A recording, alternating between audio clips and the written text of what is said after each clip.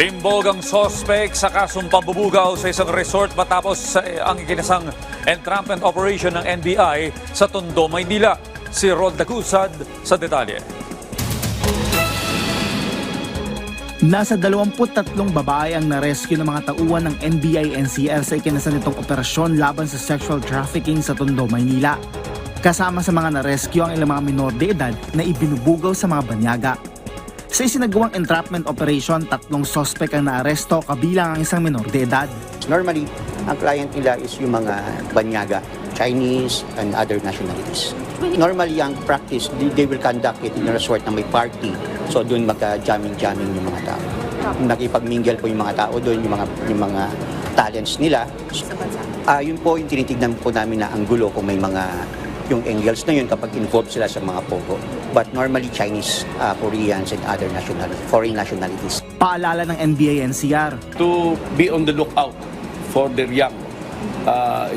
We have here 23, 6 of them minors. And naintay sila because the going rate is 10 to 15,000. And the paying clients, the clients who are willing to pay are foreign nationals. Kwento ni Mean, 18 taong gulang, isa sa mga na-rescue, niyaya siya ng isa sa mga suspect sa social media. Kinausap siya nito at ipinaliwanag kung ano ang kanilang gagawin at pinangakuan nakikita ng 10,000 piso kada araw. Anya, ito ang unang beses na inaya siya ng suspect. Nagtaka din po, pero kasi syempre, kailangan din pera na yun Nakakaiyak na, syempre, hindi ko naman ginusto to. Lahat naman kami siguro dito, hindi naman ginusto itong ganitong mga pangyayari. Nakakababa ng pagkatao. Kasi, bakit kami dinala dito?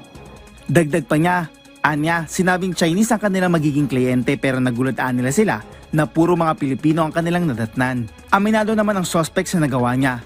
May nag-utos umano sa kanya na maghanap pa ng ibang mga babae.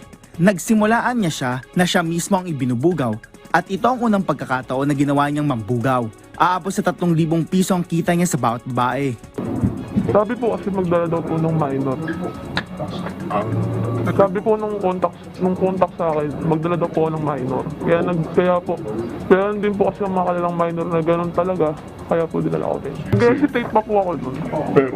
Pero sa po kasi, yung offer nga po kasi malaki. Dagdag niya, ang kanyang boyfriend ay madala din unong 2 babae. Pero depensa nito, kanya lang sinamahan ng kanyang kasintahan. Anya, aminado siya na alam niya ang illegal na ginagawa nito. Hindi po kasama sa pagbubugaw po. Samahan ko po doon siya gano'n. Tapos?